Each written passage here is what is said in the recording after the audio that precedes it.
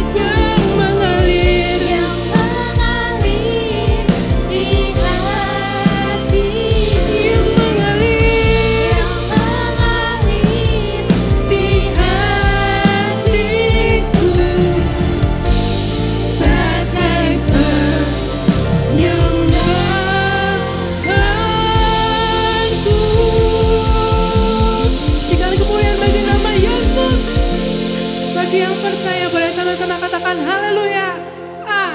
Berikan tepuk tangan yang meriah bagi nama Yesus. Amin. Semua sukacita pada pagi hari ini. Amin. Semangat untuk menyebut Tuhan lebih lagi. Amin.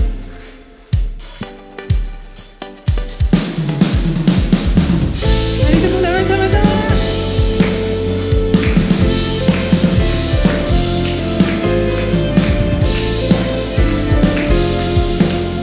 Angkat suaramu sama-sama. Sungai sukacitamu mengalir dalam. Boleh sama-sama katakan. Yes, yes, yes, yes. Anggur sukacitamu melimpah dalamku. Amin. Ku menari dan bersuka, pujimu di setiap waktu, sebab sungai sukacitamu ada dalamku. Amin. Sama-sama. Mengalir bersamamu, bersuka di dalammu, mengikutimu Tuhan dalam kegerakanmu, melayanimu Tuhan di dalam sukacitamu. Sebab hanya Tuhan yang membuat sukacitaku penuh. Amin. Hanya Tuhan. Sungai sukacitamu mengalir dalamku. Sama-sama. Yes, yes, yes, yes. Anggur sukacitamu melimpah dalamku. Ku menari dan bersuka, pujimu di setiap waktu, sebab sungai sukacitamu ada dalamku. Terima kasih Tuhan. Mengalir bersamamu, bersuka di dalammu, mengikutimu Tuhan dalam kegerakanmu. Amin.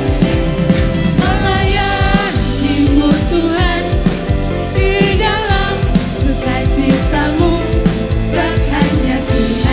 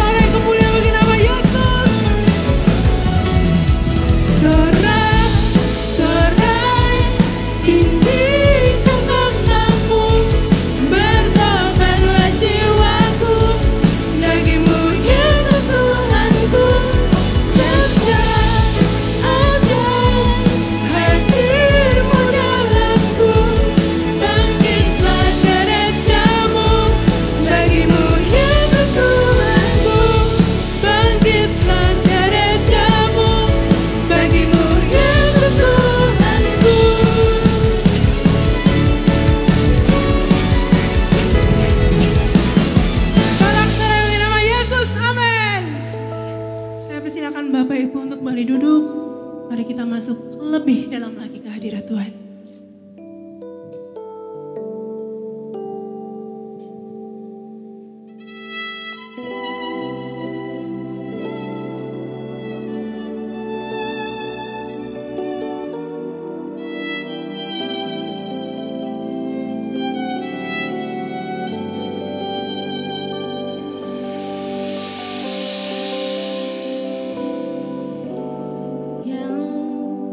Terutama di dalam hidup ini, meninggikan nama Yesus.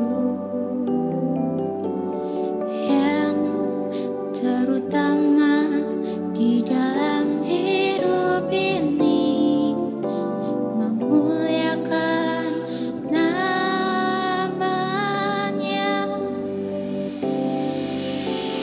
Yang terutama di dalam hidup ini, meninggikan nama Yesus. Yang terutama di dalam hidup ini, memuliakan namanya. Haleluya, haleluya. Saya mau cinta Yesus. Haleluya, haleluya.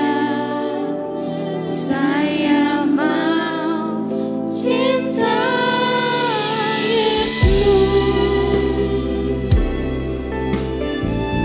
Dengan penuh iman percaya kami datang Tuhan. Dengan segenap hati kami.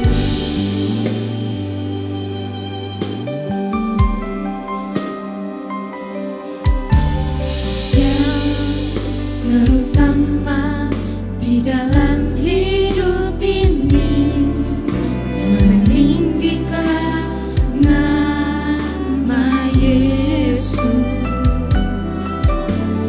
Yang terutama di dalam hidup ini, Dengan segenap hati kami. muliakan namanya. Kami sama-sama.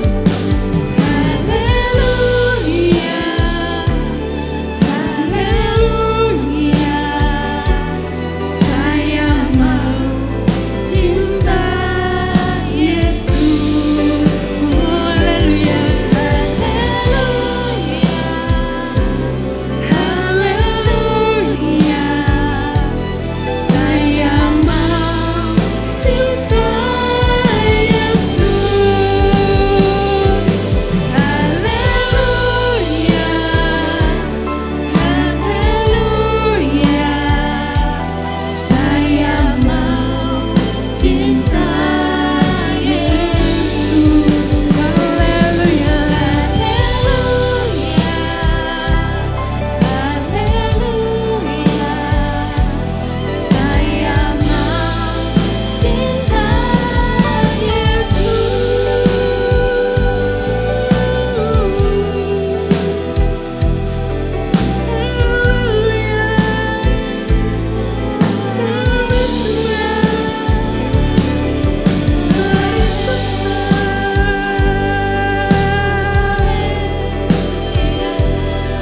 Mari bermasmur, tinggikan namanya.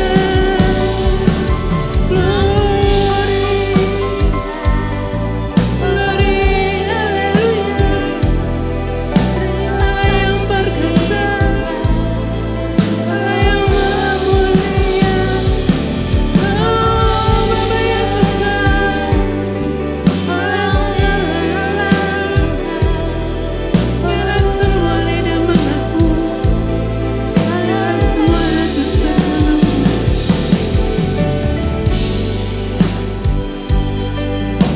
Pujilah Tuhan, hai jiwaku. Pujilah keagungannya, hai segenap akal jiwaku. Kami sembah, kami sembah Raja yang mulia. Haleluya.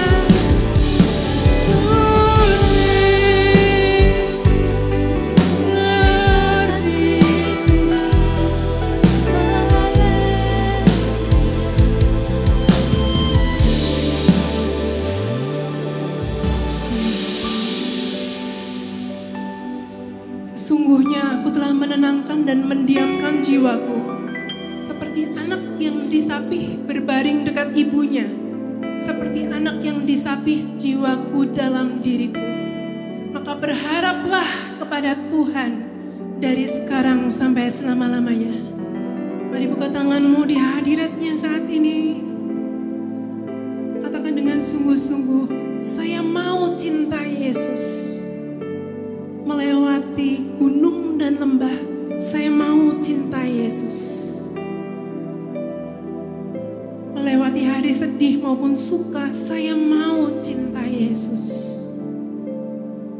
Melewati pagi maupun malam, saya mau cintai Yesus. Mari perbarui janji Anda kepada Tuhan saat ini. Berserah di dalam pelukannya.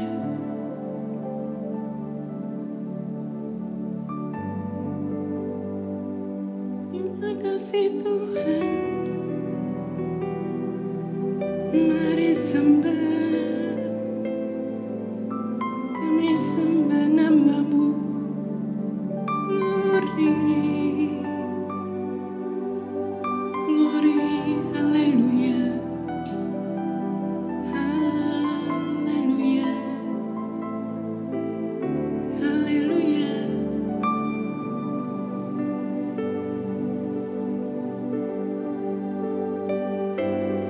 Haleluya,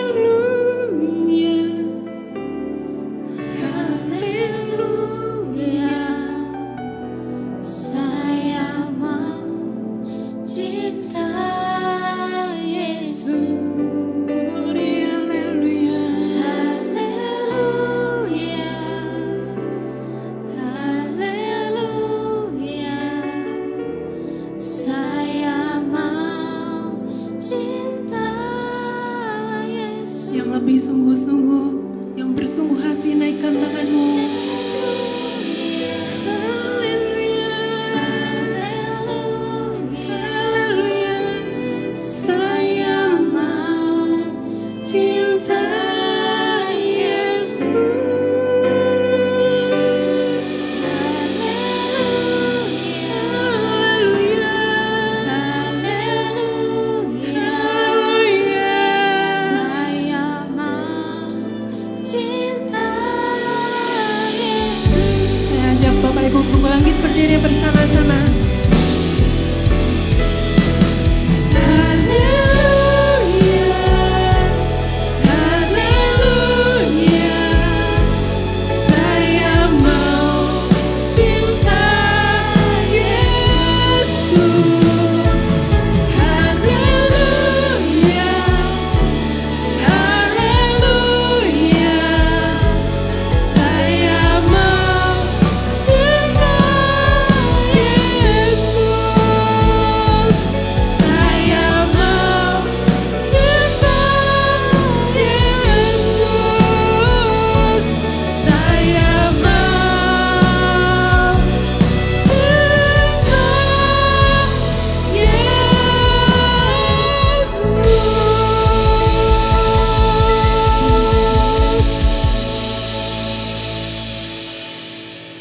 Amin. Bapak terima kasih kalau pagi hari ini kami boleh merasakan kasih-Mu. Tuhan, terima kasih buat semua yang boleh kami alami. Terima kasih buat kebaikan-Mu. Terima kasih buat cinta-Mu. Pagi hari ini Tuhan, urapi hamba-Mu dalam kelemahan keterbatasannya, sehingga apa yang hamba-Mu sudah siapkan Biarlah Tuhan yang memberkati. Beri hamba-Mu hati-Mu, sehingga saat hamba-Mu memberitakan firman-Mu, urapan Tuhanlah yang turun atas ke umat-Mu. Pesan Tuhan sendiri yang turun atas umat-Mu.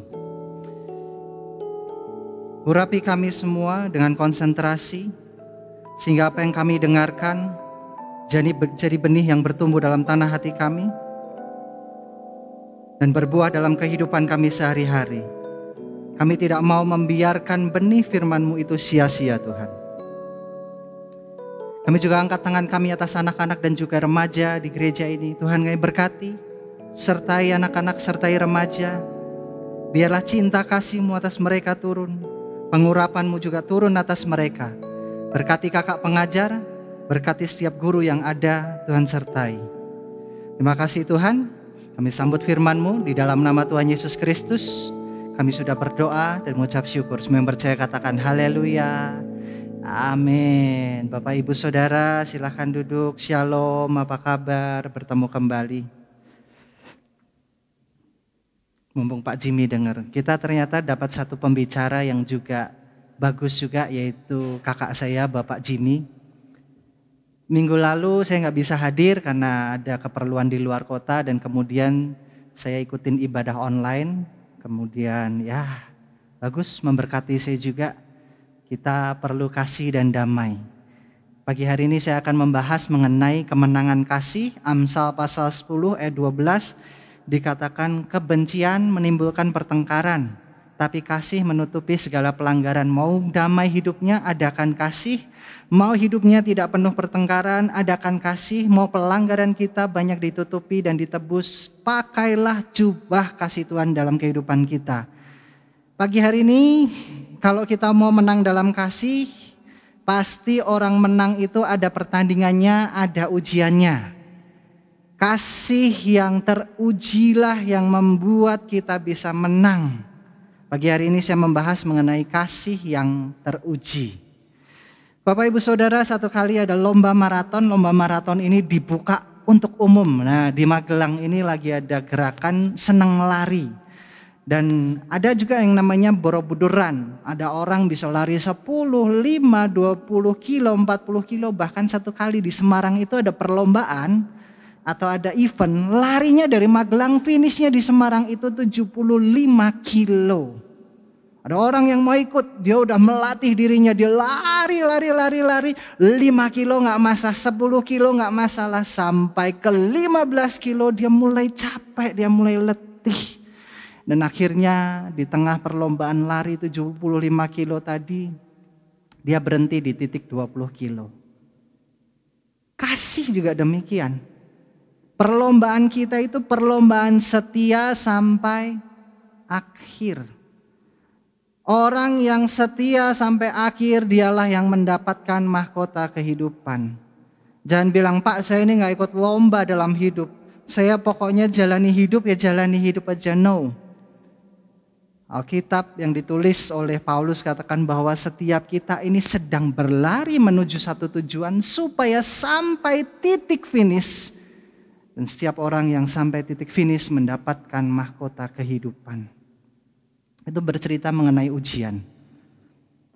Saya bawakan dari kitab yang di sini adalah kitab sastra, yaitu Mazmur pasal 26 ayat 1 sampai 3. Saya nggak minta WL untuk nyanyi ini tadi, karena ini juga susah sekali untuk kita renungkan.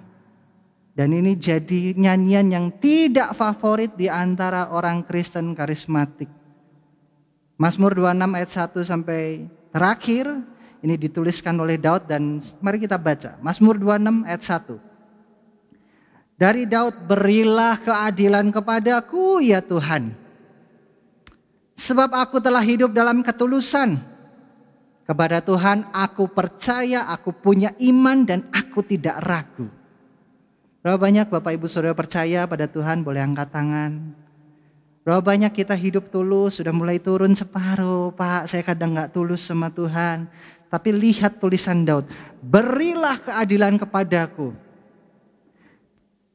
Daud ngomong gini Bapak Ibu Saudara, Tuhan aku sudah tulus. Aku sudah jaga iman. Tuhan tolong yang adil sama aku. Ayat yang kedua. Ujilah aku ya Tuhan, cobalah aku ya Tuhan, selidiki batinku dan hatiku. Ada Bapak Ibu Saudara mau nyanyi ini?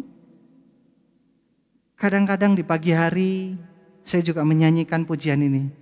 Ujilah aku ya Tuhan, cobalah aku, selidiki batinku dan hatiku. Kenapa? Kenapa nyanyian ini jarang sekali menjadi nyanyian favorit kita? Karena kita tahu kalau Tuhan menyelidiki, Tuhan melihat hati kita, maka tidak ada yang tersembunyi. Setiap yang kita lakukan, setiap yang kita kerjakan, setiap yang kita pikirkan, Tuhan tahu. Dalam Mazmur yang lain dituliskan Tuhan itu mengerti seluruh titik kesalahan dalam hidup kita. Ayat ketiga. Ini adalah bagaimana supaya kita memiliki kasih yang teruji di hadapan Tuhan. Sebab mataku tertuju pada kasih setiamu dan aku hidup dalam kebenaranmu. Bapak Ibu Saudara, yang namanya ujian itu tiap orang pasti menghadapi ujiannya masing-masing. Saya lihat ada seleksi tentara di India Bapak Ibu Saudara. Seleksi tentaranya ini lucu. Dia ada sebuah seperti gate atau palang. Di situ gate-nya itu tingginya ada seperti ketinggian tertentu mungkin 170 cm atau 165 cm. Kemudian orang ini yang mau mendaftar untuk jadi tentara harus lewatin gate tersebut. Ada orang yang tinggi, dia bisa lewat, tapi orang yang pendek atau tidak melewati gate tersebut dia tersingkirkan. Ternyata ujian itu menghasilkan dua. Yang satu lolos, yang satu gugur. Saya akan bahas yang gugur dulu. Ternyata tidak semua orang itu selalu lulus uji kasih. Dan ternyata tidak semua orang itu bisa bertahan dalam ujian. Sama seperti saya tadi ceritakan bahwa ada orang lari maraton ternyata nggak sampai finish. Jangan sampai kita menjadi orang yang seperti itu. Masihkah di antara kita menjaga cinta kita di hadapan Tuhan dalam posisi kita diberkati maupun posisi kita ada di dalam kesesakan. Jangan kita hanya kuat imannya saat berkat Tuhan melimpah dalam kehidupan kita, tapi dalam kesesakan kita tinggalkan Tuhan. Sama seperti tadi orang yang lari awalnya dia euforia ikut lari, tapi sampai titik tertentu karena dia capek, dia udah lelah, dia menyerah. Jangan sampai kita menjadi orang yang berubah cinta kepada Tuhan. Orang yang berubah cinta kepada Tuhan itu gugur dalam ujian cinta. Ada seorang bernama Dian. Orang ini suka banget sama durian yang namanya durian musangking. Saking sukanya dia itu pengen beli tapi uangnya ngepas untuk beli durian itu. Akhirnya dia lihat di online, boleh tampilkan gambar durian. Saya nggak pernah makan durian musangking, saya cuma lihat di internet. Kayaknya durian ini adalah durian yang paling enak, harganya mahal. Nah di online tersebut ternyata durian ini dijual hanya 60.000. Wah si Dian yang tadinya pengen durian, dia lihat waduh durian musangking murah. Nggak pernah ada durian musangking harga 60.000. Akhirnya dia masuk di website tersebut, dia belanja online di website tersebut, dia masukkan seluruh data pribadinya, seluruh data perbankannya untuk transaksi durian 60.000 tersebut. Tahukah Bapak Ibu Saudara? Karena saking cintanya Dian kepada durian ini, maka dia serahkan seluruh data perbankan, serahkan seluruhnya yang dia tahu untuk dapat durian murah. Ternyata website tersebut adalah website penipuan. Seluruh data perbankan yang sudah diserahkan Dian pada website tersebut dipakai untuk menguras tabungan Dian. Dan akhirnya Dian menjadi benci sekali dengan durian musangking karena gara-gara promo musangking murah dia kehilangan seluruh tabungannya. Sama seperti kita. Kadangkala saking kita cintanya sama Tuhan, kita mati-matian buat Tuhan, Tapi kadangkala rencana Tuhan tidak seperti rencana kita dan kita merasa tertipu. Kita merasa, aduh percuma, cinta Tuhan tidak membuahkan hasil apa-apa. Aku sudah berkorban, aku sudah melayani, aku sudah melakukan ini itu. Tapi aku tidak mendapatkan apa yang aku inginkan.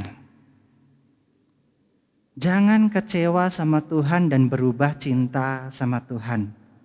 Daud ini orang yang tulus, Daud orang yang baik, tapi tidak dalam hidupnya itu bukanlah jalan mulus aja. Tapi dalam hidupnya dia juga punya problem. Kalau kita baca Alkitab, ada tokoh yang bernama Nehemia. Nehemia ini adalah gubernur, dia bukan nabi, tapi dia ini gubernur dalam pemerintahan Raja Babel. Nah, pada masa pembuangan Raja Babel itu dia bersama seorang nabi yaitu imam yang bernama Esra. Dia bertugas di Babel. Akhirnya dia itu rindu untuk membangun yang namanya Bait Allah, membangun tembok Yerusalem dan meminta kepada raja untuk dia membangun. Kalau kita lihat banyak sekali cinta-cinta kepada Tuhan itu bukan hanya di masa kejayaan, tapi juga di dalam masa kita ini mengalami kesesakan. Bapak Ibu Saudara, jangan berubah cinta kita kepada Tuhan hanya karena keadaan. Keadaan boleh berubah tapi cinta Tuhan gak pernah berubah. Keadaan boleh berubah tapi kita jaga dong cinta kita sama Tuhan. Jangan gara-gara sebuah keadaan yang tidak enak kemudian membuat kita ini meninggalkan Tuhan. Jaga hati kita. Jagalah hatimu dengan segala kewaspadaan, karena dari situlah terpancar kehidupan. Saya tahu beberapa orang di masa-masa sekarang mengalami yang namanya masa paceklik mungkin. Tapi jangan menjadikan masa paceklik ini hilang cinta kepada Tuhan. Tuhan, dulu kau berkati aku berlimpah, sekarang berkat-Mu berkurang. Karena berkat-Mu berkurang maka cintaku pun berkurang. Tuhan tidak pernah mengurangi berkat-Nya pada kita. Tuhan mengasihi kita dulu, sekarang, sampai selama-lamanya sama. Tapi musim dalam hidup itu selalu berganti. Kadang ada musim penghujan, ada musim kemarau. Ada musim di mana kita diberkati, ada musim di mana kita juga mungkin berkat-Nya cukup, bahkan sedikit kurang, mungkin kurang. Tapi kita belajar jaga hati dengan segala kewaspadaan, sebab dari situlah terpancar kehidupan.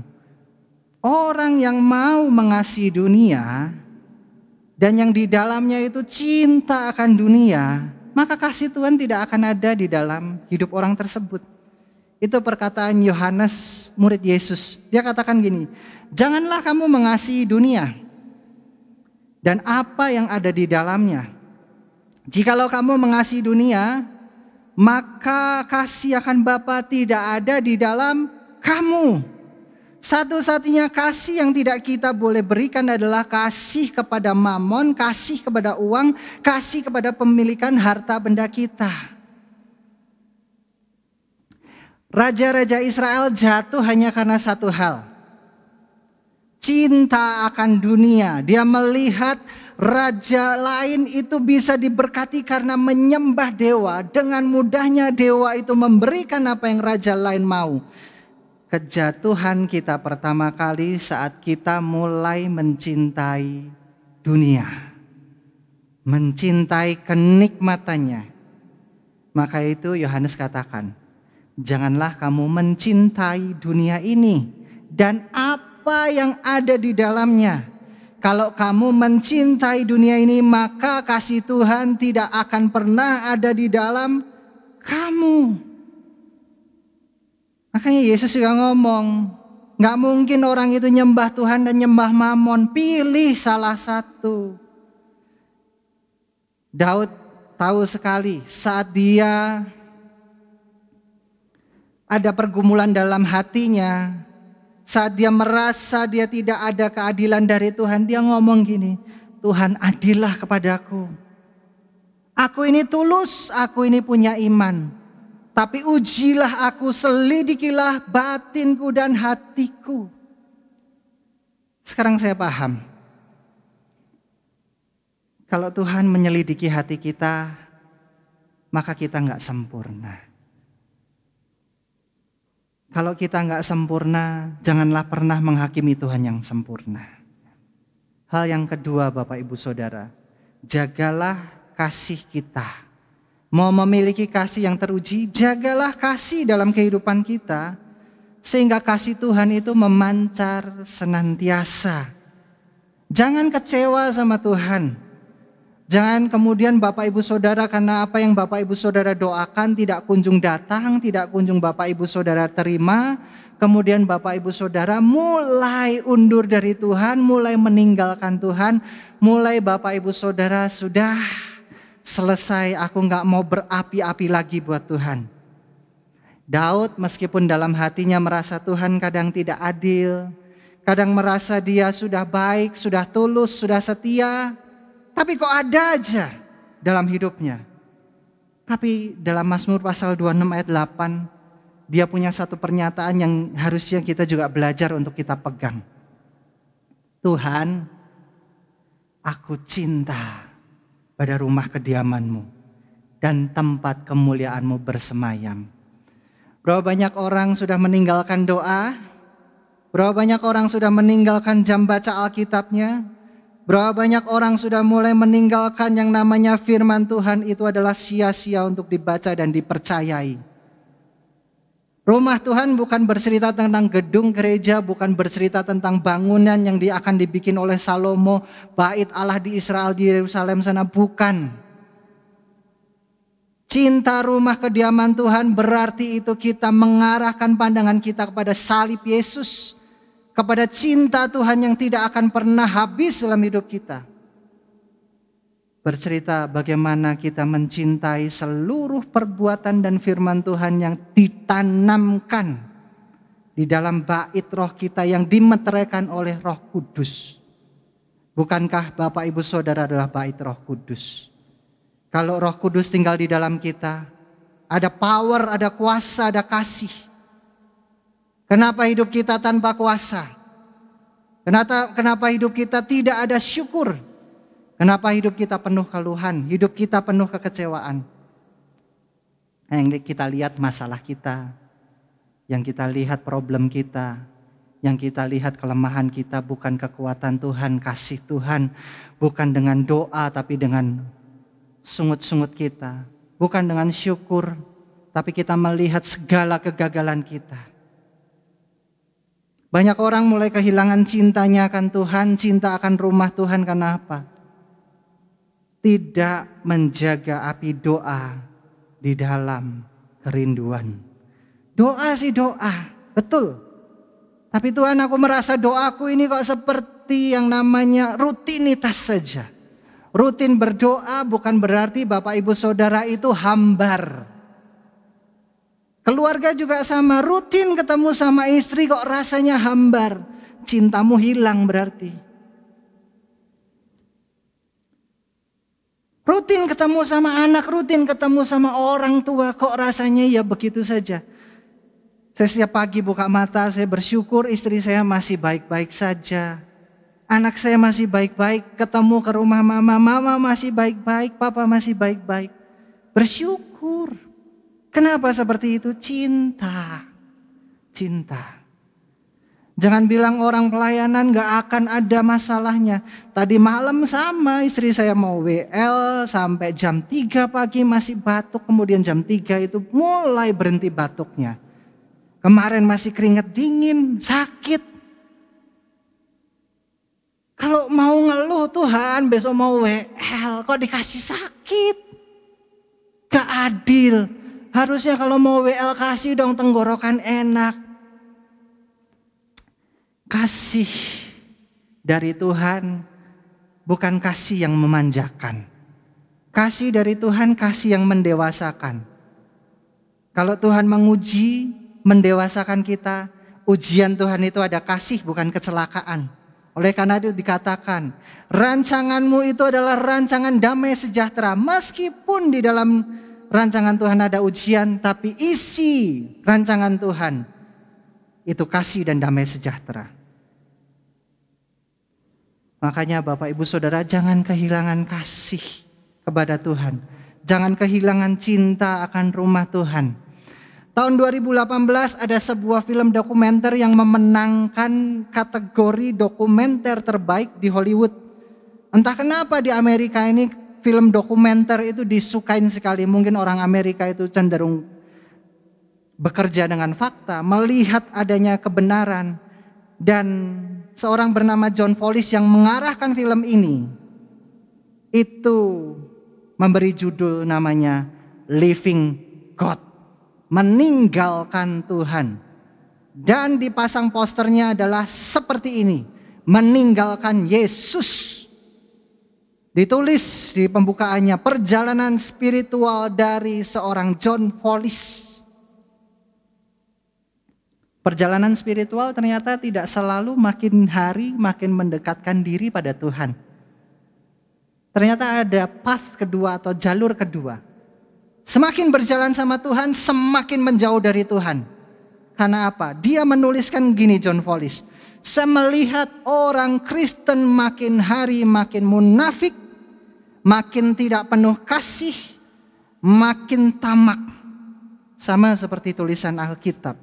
Pada hari akhir akan datang. Orang-orang hanya peduli akan perutnya, mulai meninggalkan Tuhan, dan ibadah mereka tidak ada kuasanya. John Follis merilis film dokumenter yang mengaminkan firman Tuhan.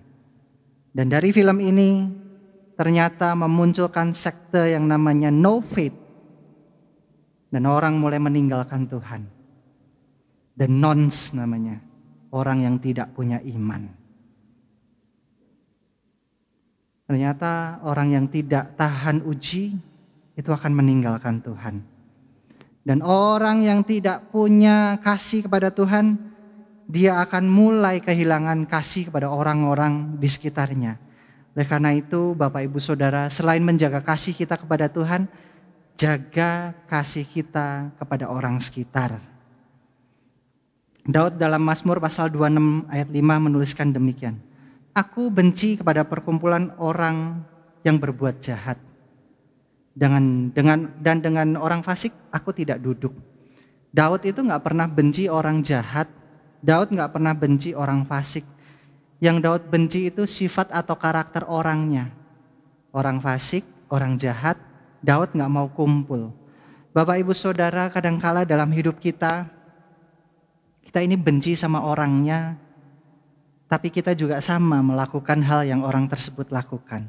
Kadangkala kita ngomong, orang itu kok mulutnya tajam ya. Tapi mulut kita sendiri pun kadang tajam. Ada dua hal yang harus kita perhatikan. Mau jaga kasih kepada orang, itu benci perilakunya. Jangan benci pelakunya. Bapak Ibu Saudara boleh benci ketidakadilan, tapi jangan benci kepada orang yang melakukan ketidakadilan. Penghakiman, hukuman itu datangnya dari Tuhan. Yang kedua, menjaga kasih, jaga pergaulan dan di mana kita ada. Jangan sampai kita ini merasa kita paling suci, paling benar, kemudian kita mulai mengucilkan orang-orang yang ada di sekitar kita. Ada sebuah gambar ini menarik sekali. Ada seorang anak bersama ayahnya di masa tuanya. Anak ini menemani orang tuanya. Dan percakapannya gini.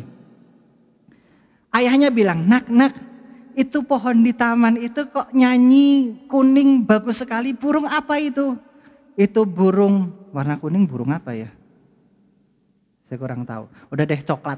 Burung cucak rowo, Pak. Burung cucak rowo. Ngobrol, anak bersama papanya ini. 5 menit papanya ngomong lagi, nak. Burung coklat di tahan itu kok nyanyinya keren, bagus sekali. Burung apa itu, nak? Itu burung cucak rowo, Pak. Memang burung itu diciptakan Tuhan, punya suara yang merdu. Akhirnya mereka ngobrol lagi. 5 menit orang tua ini balik tanya sama si anak. Nak, burung yang coklat itu yang nyanyinya bagus. Itu burung apa? Itu burung cucak rowo, Pak. Memang Tuhan menciptakan dia. Nyanyinya keren, bagus. Itu cucak rowo, Pak. Dan ada orang di sampingnya. Dia ngomong sama si anak. Pak, maaf. Papamu udah tanya hal tersebut 12 kali dalam 1 jam. kenapa kamu bisa menjawab dia dengan sabar? Si anak jawab dengan baik sekali. Dulu waktu aku kecil, papaku itu merawat aku dengan penuh cinta, penuh kasih. Pada waktu aku baca buku sama dia, aku ingat aku tanya sebuah gambar mobil dan aku tanya itu berkali-kali dan papaku menjelaskan dengan penuh kesabaran. Ini saatnya aku membalas apa yang papaku lakukan kepadaku, kepada dia. Kadang-kala kita tuh seperti itu. Tuhan tuh sabarnya sama kita, minta ampun. Penuh kasih kepada kita. Penuh kebaikan, kemurahan. Tapi begitu ada satu titik, plak, kita nggak setuju, kita kecewa sama Tuhan. Kita ngomong, Bapa di surga cabut dulu ya. Sampai ketemu besok kapan-kapan.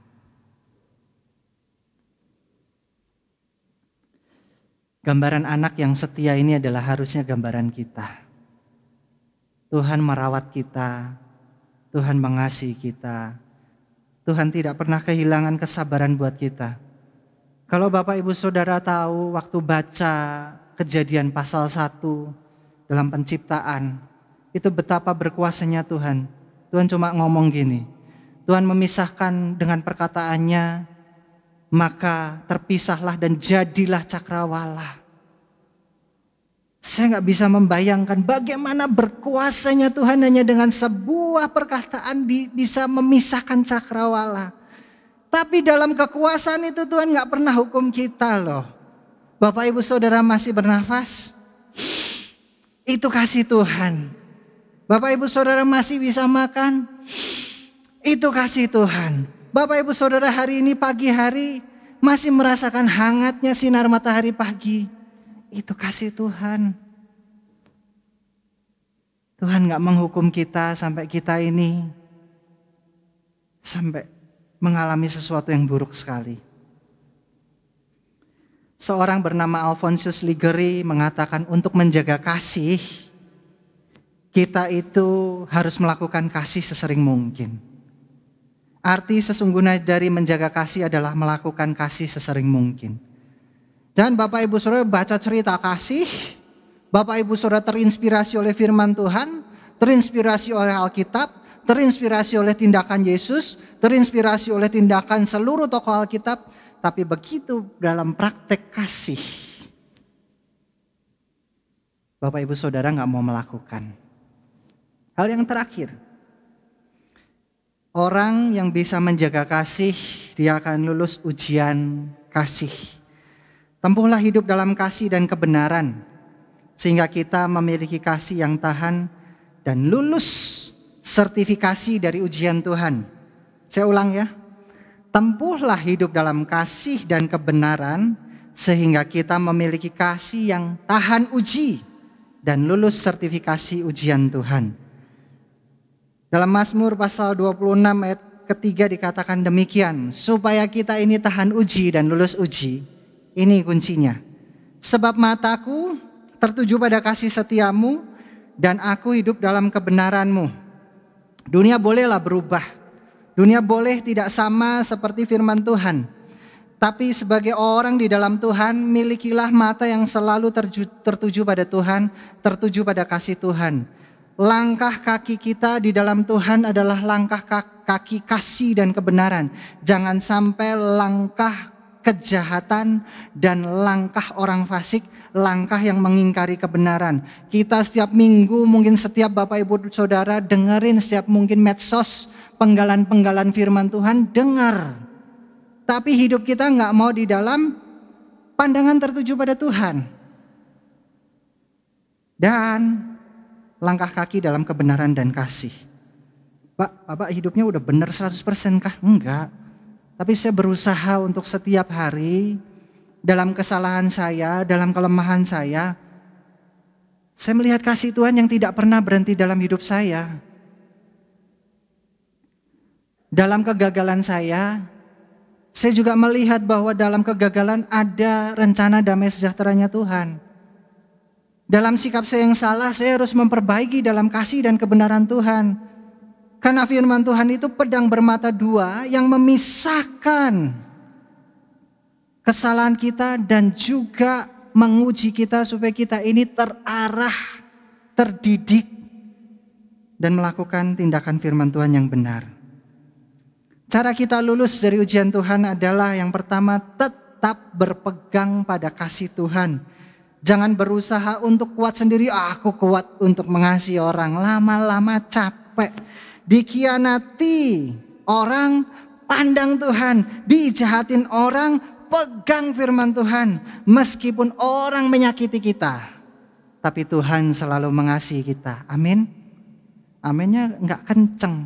Pak sakit, Pak dikhianati orang, Pak apalagi orangnya itu orang dekat, Pak.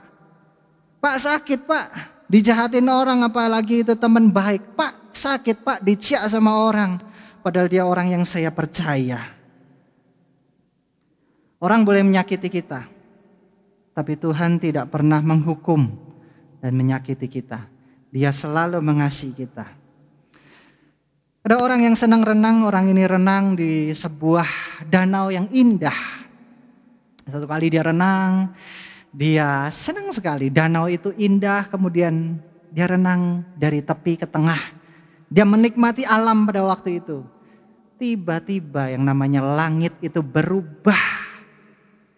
Langit tiba-tiba gelap, angin kencang sekali, dan tiba-tiba danau yang teduh tadi menjadi danau yang berombak kuat sekali. Arusnya tiba-tiba deras, dia sampai tidak bisa kuat untuk menjalani renangnya yang santai dan dia tidak bisa menikmati. Akhirnya orang ini kelelahan dan dia itu ambil kayu. Kayu apapun yang dia temuin dia ambil, dia mengapung. Ternyata kayu pertama dia ambil, dia mulai tenggelam karena kayunya kurang besar. Dia berusaha lagi cari kayu yang lain yang lebih besar. Akhirnya dia ambil, kayunya tenggelam pula. Akhirnya dia sampai menemukan sebuah rakit entah dari mana. Dia pegang dan akhirnya dia bisa beristirahat. Untung ada kayu rakit ini. Kalau enggak aku sudah mati. 2000 tahun yang lalu ada sebuah kayu kasar. Kayu inilah yang menusuk punggung Tuhan kita. Kayu inilah yang membuat Yesus jatuh dalam perjalanan ke Golgota. Kayu inilah yang menjadi saksi salib kasih Tuhan. Banyak orang gagal mengasihi karena salah kayu. Bukan kayu salib, melainkan kayu yang ada di dalam kehidupannya. Sebuah barang fana yang dia mungkin andalkan di dalam hidupnya untuk memiliki kasih. Orang yang mau punya kasih, andalkan salib Kristus. Andalkan kebaikan Tuhan. Saya sampai sekarang kalau jengkel sama orang, saya cuma bilang, saya bayangin betapa jengkelnya Tuhan pada waktu dia mau menyelamatkan manusia dan dikatakan salibkan dia, bebaskan Barnabas. Yesus dalam hatinya mungkin, apa salahku? Kenapa seorang pengkhianat malah dibebaskan dan aku disalibkan, apa salahku? Tapi dia gak pernah punya pikiran seperti itu.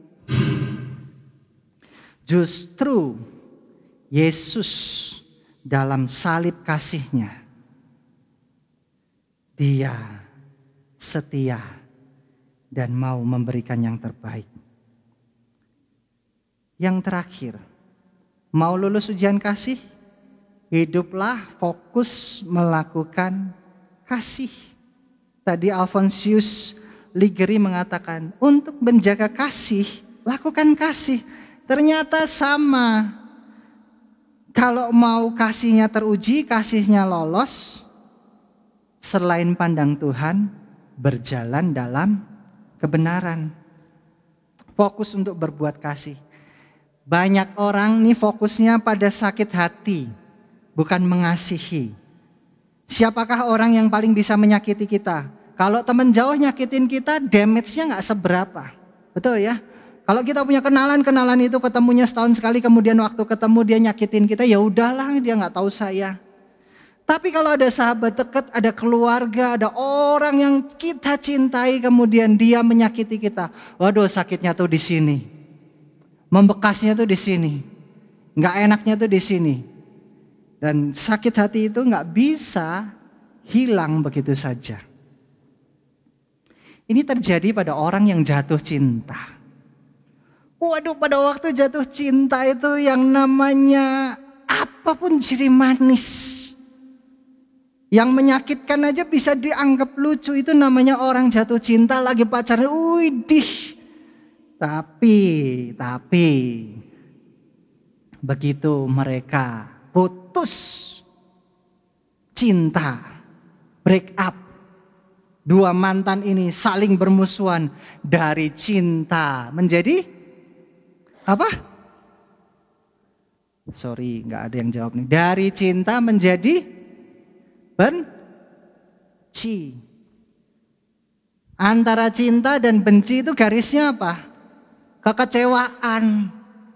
Kenapa orang bisa benci Tuhan? Karena kecewa sama Tuhan. Kenapa orang bisa cinta sama Tuhan? Karena dia belum kecewa.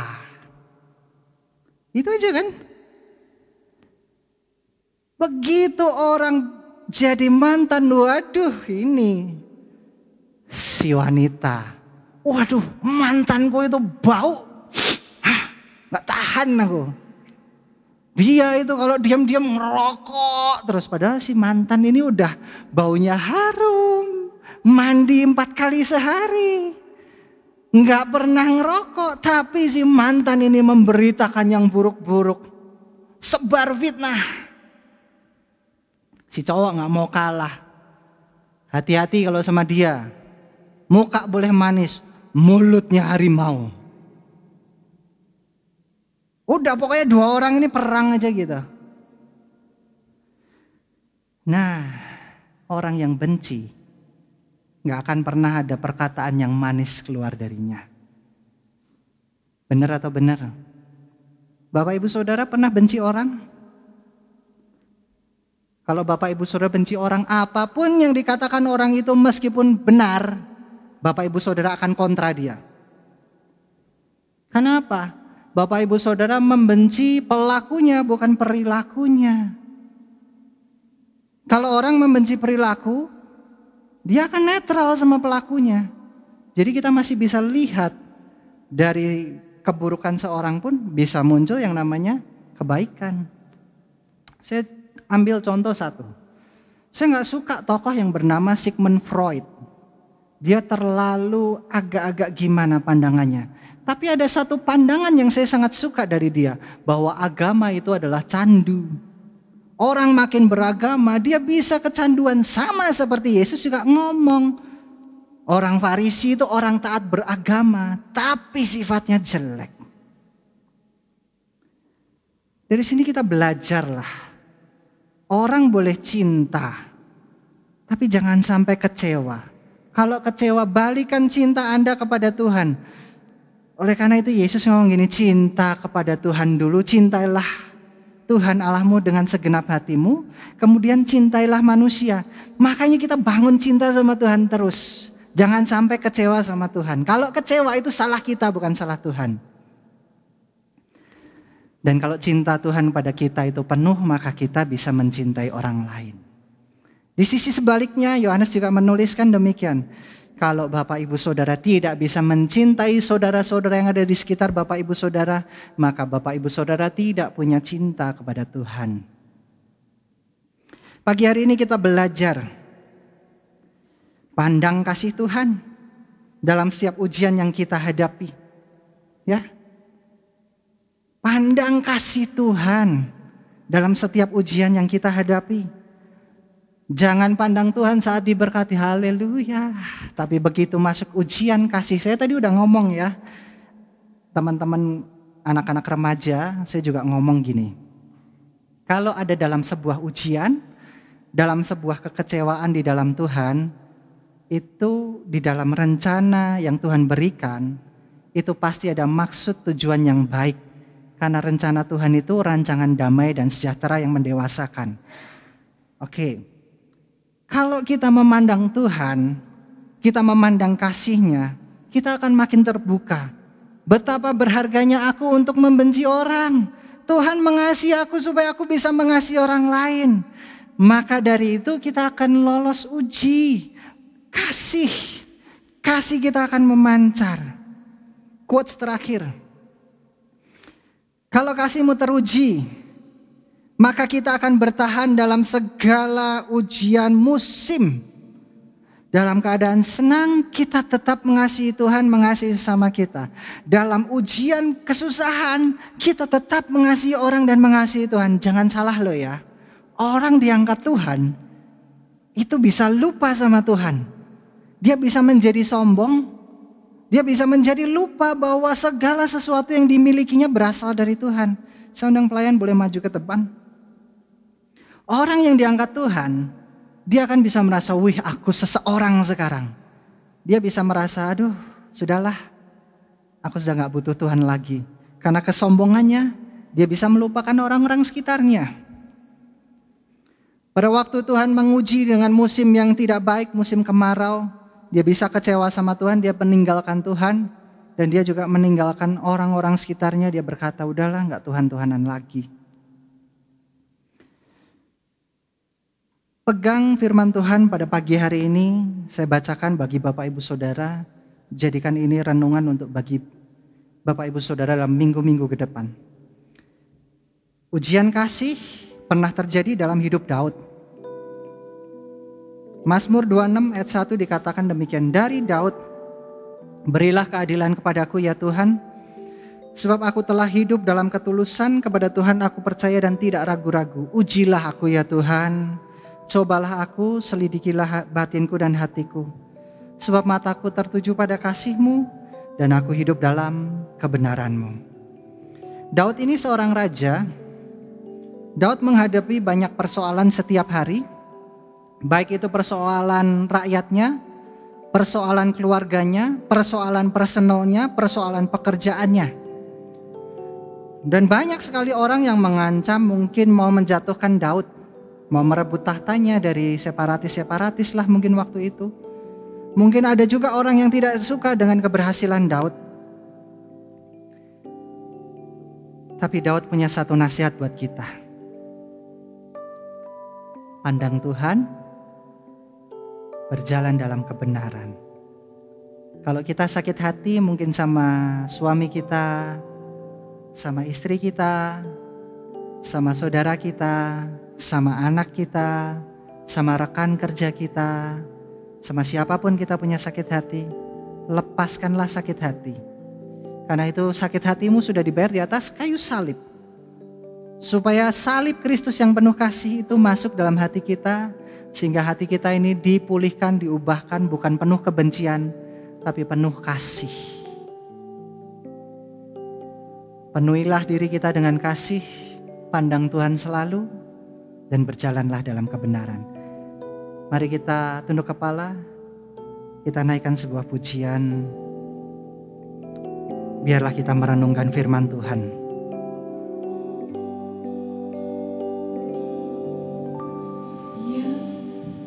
Terutama di dalam hidup ini, Raba-raba santa kaya raba. meninggikan nama Yesus. Yang terutama di dalam hidup ini, memuliakan nama-Nya. haleluya. Haleluya, haleluya.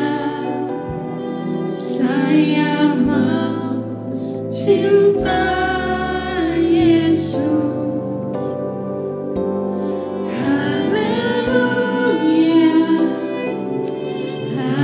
haleluya. Saya mau cinta Yesus. Haleluya. Haleluya, Haleluya. haleluya. Jadikan ini doa kita, Saya jadikan ini janji kita. cinta Yesus. Haleluya, haleluya. Saya mau cinta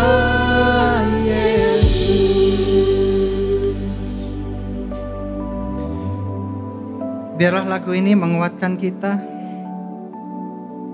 Mari ambil posisi yang benar di hadapan Tuhan. Biarlah kita boleh mencintai, mengambil keputusan tepat. Saya mau cinta Yesus. Karena dengan mengambil keputusan yang tepat, biarlah kasih Tuhan bekerja dalam kita. Biarlah hati kita memancar dengan kasih Tuhan. Mari kita bangkit berdiri, kita naikkan pujian ini. Haleluya, haleluya, haleluya. Mari kita angkat tangan di hadapan Tuhan, kita aminkan, kita janji sama Tuhan. Saya mau cinta Engkau Tuhan. Cinta Yesus. Haleluya, haleluya. Saya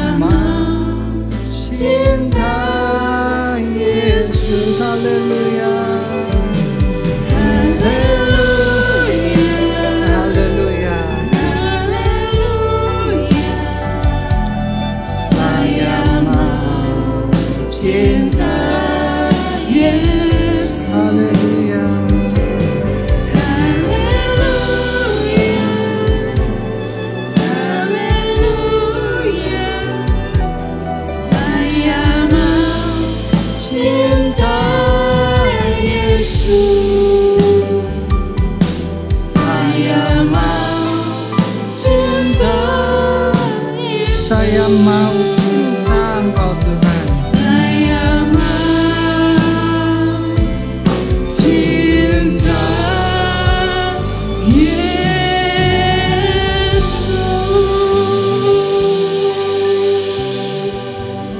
Tuhan, hamba-Mu selesai berbicara, tapi kasih dan cinta-Mu tidak akan pernah berakhir.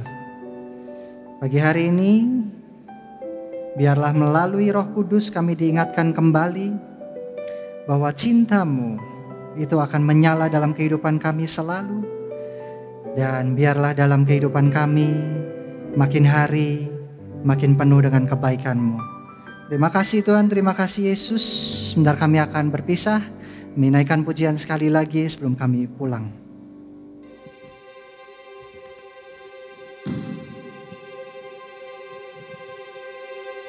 Angkat tangan kita tinggi di hadapan Tuhan. Ungkapkan syukur kita atas kebaikan kemurahan Tuhan yang menyertai kita kemarin, hari ini, sampai seterusnya. Terima kasih Bapa Sorgawi.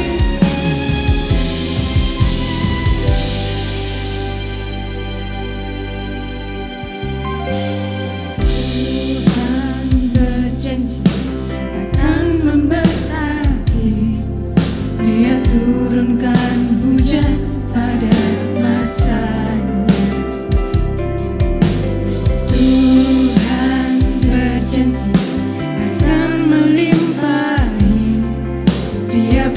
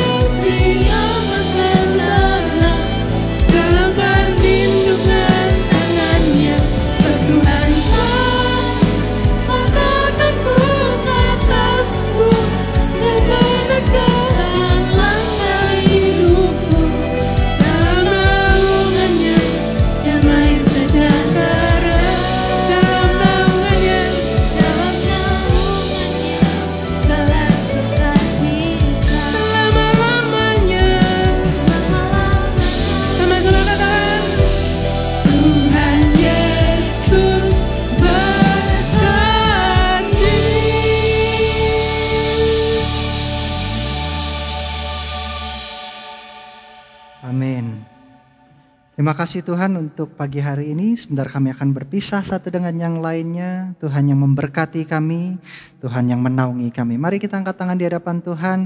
Kita aminkan setiap doa berkat ini. Murid Yesus Gembala, terimalah berkat jasmani, jiwani, dan rohani dalam keluargamu, pekerjaanmu, studimu, pelayananmu, dan komunitasmu. Diberkatilah engkau dengan kehidupan kekal. Diberkatilah engkau dengan hikmat ilahi.